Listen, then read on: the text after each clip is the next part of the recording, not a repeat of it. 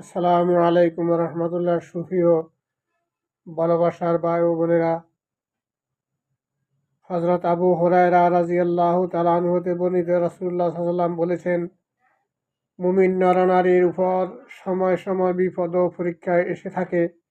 কখনো সরাসরি তার উপর বিপদ আসে, কখনো তার সন্তান মারা যায়, আবার কখনো তার ধন সম্পদ বিনষ্ট হয়।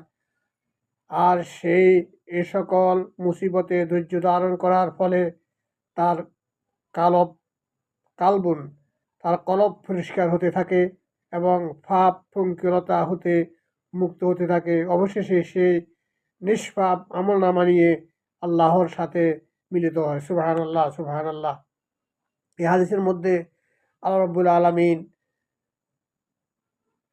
মুমিনদেরকে বিভিন্ন বলা মুসিবত, বিপদ আপদ, সন্তান মৃত্যু, জাগা জমি, তারপরে ক্ষেত খামারের ক্ষয়ক্ষতি দিয়ে পরীক্ষা করেন।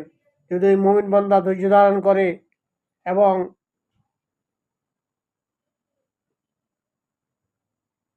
আল্লাহর উপর একনিষ্ঠ বিশ্বাস থাকে, আল্লাহ তাআলা তার এই বলা মুসিবতের মাধ্যমে তার কলবকে পরিষ্কার করে দেন।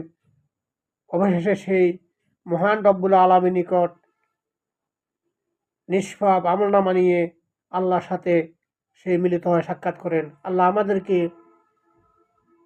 সকল বিপদ মুসিবতে আল্লাহর উপর একনিষ্ঠ বিশ্বাস রেখে ধৈর্য ধারণ করে জীবন পরিচালনা করতে পারি। আল্লাহ আমাদেরকে সেই তৌফিক দান করুন।